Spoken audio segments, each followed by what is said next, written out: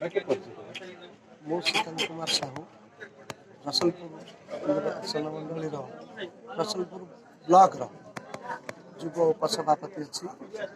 ବର୍ତ୍ତମାନ ମୋର ଲକ୍ଷ୍ୟ ମୋ ପଞ୍ଚାୟତ କେମିତି ଉନ୍ନତି କରିବ।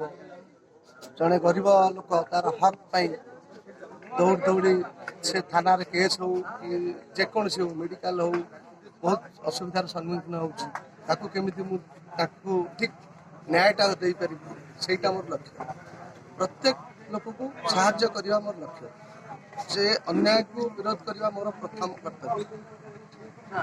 ଆଉ ମୋ ସାଥିରେ ବି ମୋର କିଛି ଅଛନ୍ତି, ବହୁତ ଯୁବକ ଅଛନ୍ତି। ଅନ୍ୟାୟକୁ ଆମେ ବିରୋଧ କରିବା। କଂଗ୍ରେସ ସହିତ ଆମେ ଅଛୁ। କଂଗ୍ରେସ କେମିତି ଆଗକୁ ଯିବ, ମଙ୍ଗରାଜପୁର ପଞ୍ଚାୟତର ଉନ୍ନତି ହେବ, ଆମ ଗାଁର ଉନ୍ନତି ହେବ, ଏହି ସବୁ ଲକ୍ଷ୍ୟ ମୋର। उद्देश्य चा खटर उद्देश्य बीजेडी और बीजेपी सबू विफलता आलोचना प्रत्येक पंचायत चा खटे